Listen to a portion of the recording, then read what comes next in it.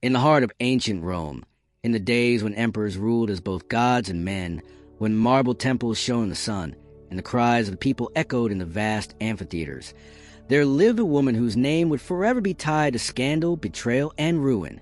Her name was Valeria Messalina, wife of Emperor Claudius, the ruler of the Roman Empire. She was Empress of Rome, the most powerful woman in the known world, yet her passions and her recklessness would drag men into shadows to which they would never return. And one Roman soldier, whose name the historians did not preserve, but whom we will call Gaius Atilius, became a victim of her fire. His life ended not in glory on the battlefield, but in a slow, agonizing death that echoed in the minds of those who witnessed it. This is a story not a triumph, but a temptation, betrayal, and horrific punishment. Gaius Atilius was not a senator, not a patrician, not one of the noble class. He was a soldier. His life was forged in the camps and the marches, in the mud of Britannia and the dust of Gaul.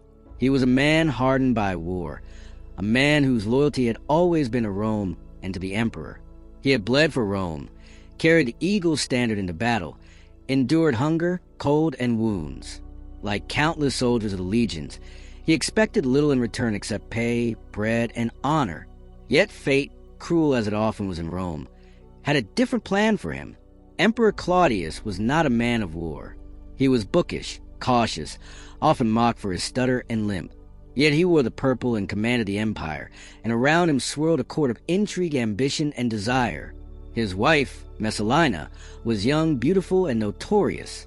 Ancient historians tell us that she was driven by an unquenchable hunger for pleasure.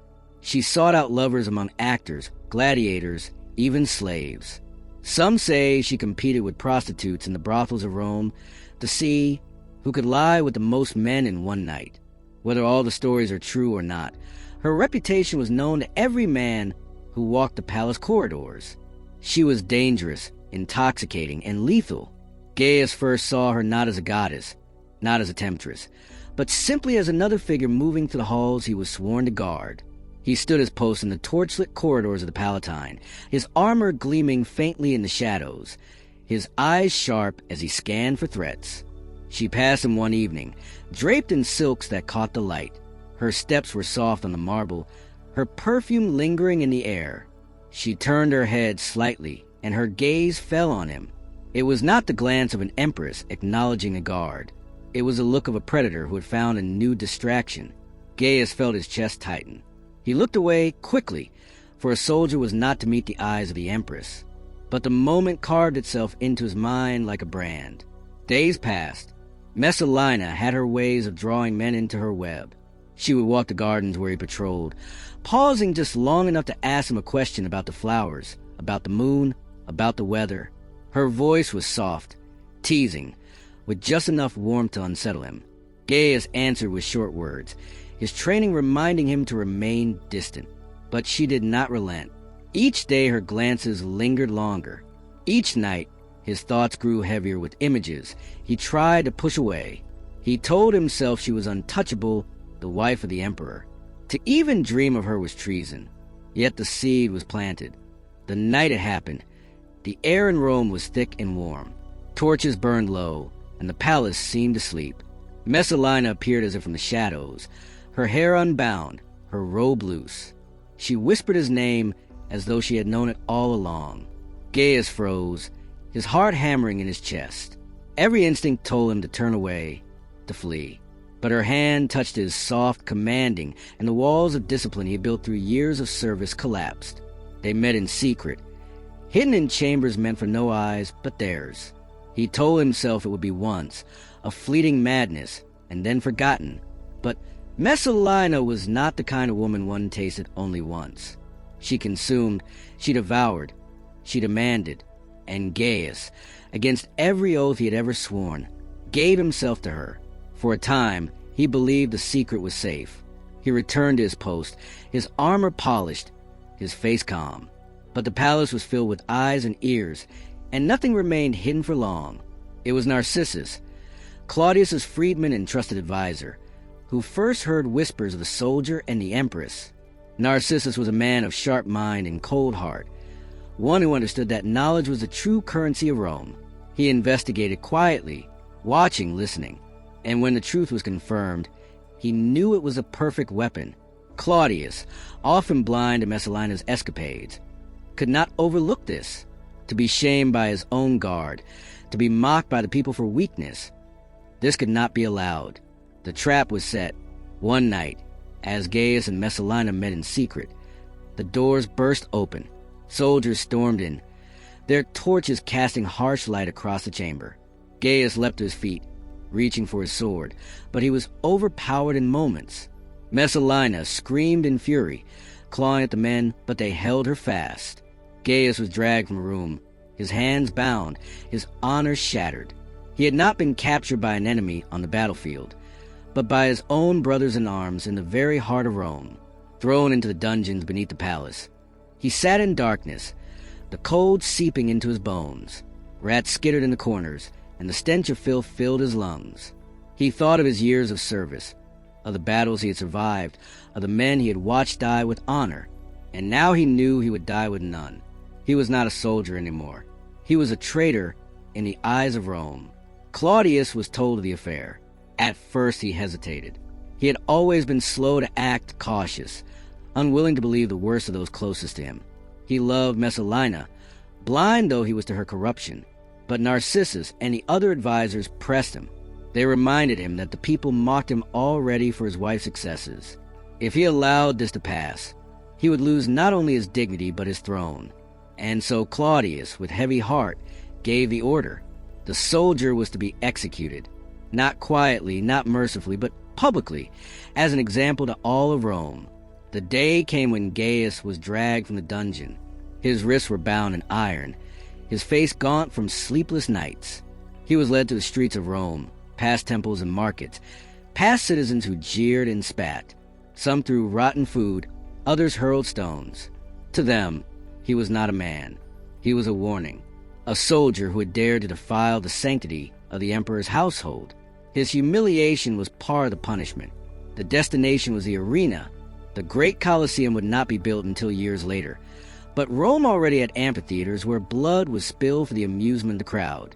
On that day, the seats were filled with citizens eager to see justice done.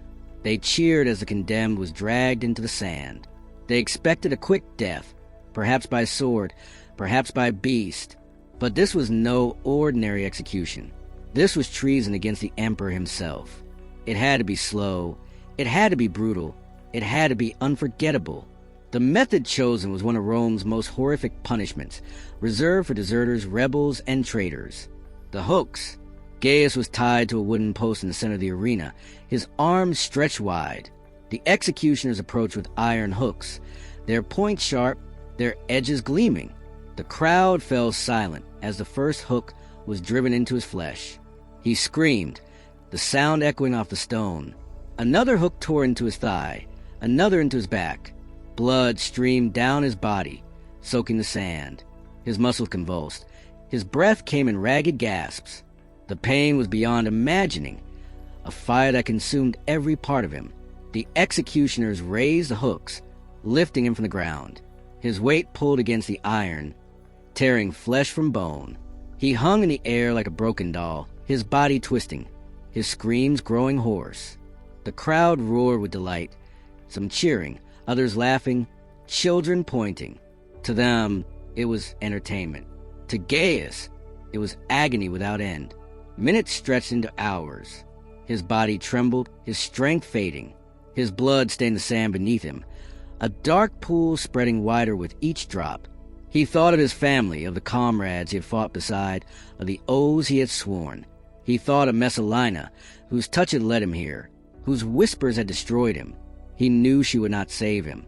She was too busy scheming for her own survival. In his final moments, he realized the cruelest truth of Rome. The greatest enemy was not the barbarian beyond the frontier, but the corruption within its own walls. At last, his body could bear no more. His chest rose and fell one final time, and then stilled. His head dropped forward, his eyes empty. The hook still held him aloft. His corpse a gruesome reminder of the price of betrayal. The crowd erupted in cheers, satisfied by the spectacle. The guards cut him down only when the people had had their fill, and his broken body was dragged away, denied a proper burial. His name was erased, his honor destroyed. He had once been a soldier of Rome. Now, he was nothing more than a warning. Messalina would meet her own downfall not long after. Her excesses grew too great, her betrayals too bold. Eventually, even Claudius could not ignore the truth. She was executed, abandoned by those who once adored her. But for Gaius Atilius, that justice came too late. His story remained only as a whisper among the soldiers, a tale told in hushed tones by campfires and in guard posts. They remembered the hooks, the screams, the blood. They remembered that to stray from loyalty, even for a moment of desire, was to invite death. Rome was mighty. Rome was glorious. But Rome was also cruel. And in that cruelty lay the fate of countless men like Gaius, whose lives were crushed not by foreign swords, but by the merciless hand of their own empire. His death was not noble, not heroic. It was shameful, it was horrific, and it was unforgettable. It stood as a testament to the dangers of desire, the weight of betrayal, and the unrelenting hunger of Rome for blood. And in the end, when the torches burned low and crowds dispersed, his screams still echoed in the stones of the arena, a reminder that in Rome, the line between soldier and traitor, between honor and ruin, was thinner than the edge of a blade.